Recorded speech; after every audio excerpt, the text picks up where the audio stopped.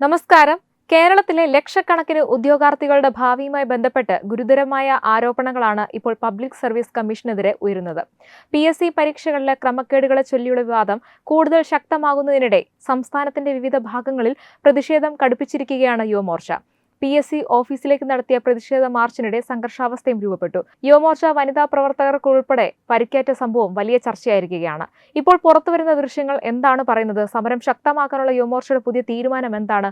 ഇത് സംബന്ധിച്ച് യുവമോർച്ച സംസ്ഥാന അധ്യക്ഷൻ നടത്തിയ പ്രതികരണം നമുക്ക് കേൾക്കാം.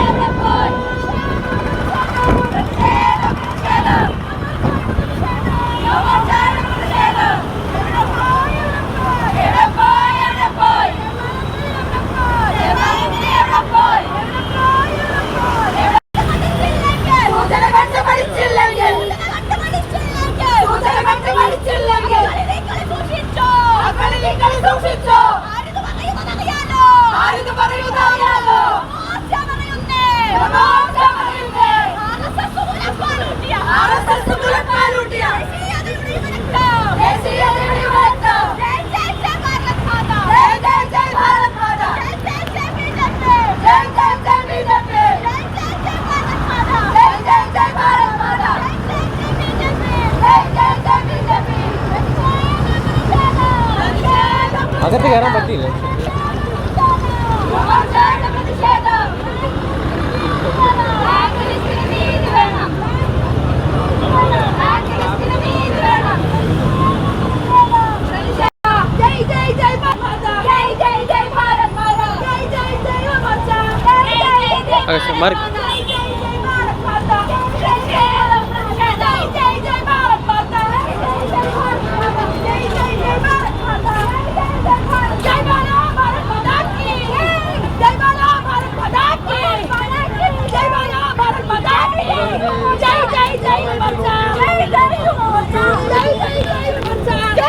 വിഷയം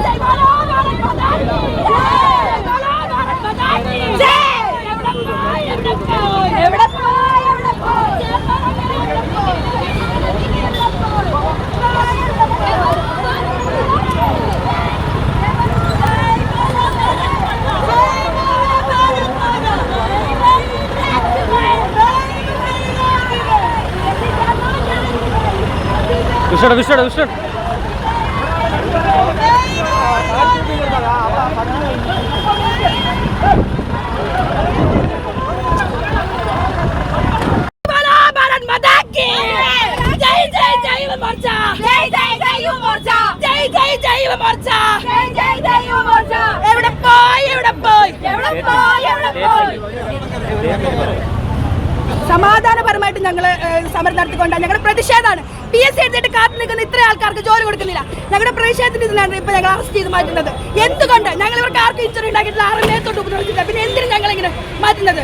ജയ് ജയ് ജയ് യുവമോർച്ച, ജയ് ജയ് ജയ് യുവമോർച്ച, ജയ് ജയ് ജയ് ഭാരത് മാതാ, ജയ് ജയ് ജയ് ഭാരത് മാതാ, ജയ് ബോലോ ഭാരത് മാതാ കി, ജയ് ബോലോ ഭാരത് മാതാ കി, ജയ് ജയ് ജയ് യുവമോർച്ച, ജയ് ജയ് ജയ് യുവമോർച്ച, ജയ് ജയ് ജയ് യുവമോർച്ച.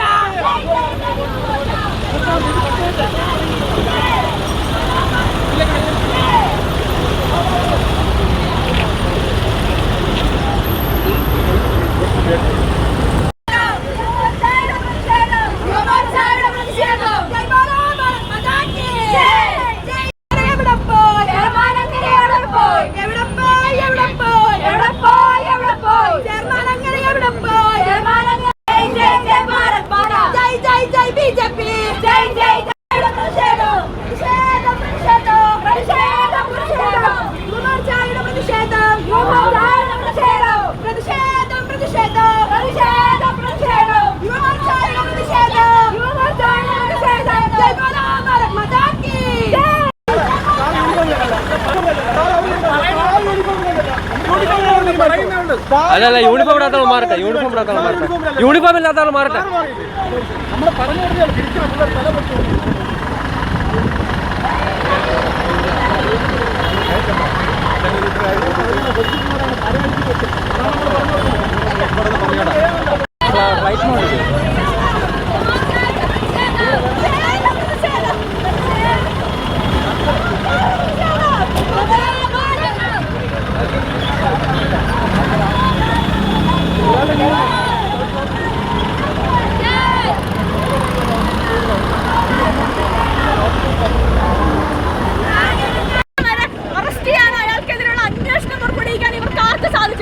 ഇതിനെതിരെ യുവാക്കൾക്ക് വേണ്ടിയുള്ള പ്രതിഷേധം അറിയിക്കുന്ന യുവമോർച്ചയുടെ പ്രവർത്തകർ കഴിഞ്ഞ കുറെ നാളുകളായിട്ട് ഇവർ അക്രമം കാണിച്ച് അടിച്ചമർത്താൻ ശ്രമിക്കുകയാണ്. ഈ അടിച്ചമർത്തൽ യുവമോർച്ച അടങ്ങില്ലായിരുന്നു. PSCയുടെ കാര്യത്തിൽ തീരുമാനം ഉണ്ടാകുന്നതുവരെ യുവമോർച്ച സമരം തുടരുമെന്ന് പറയുകയാണ്.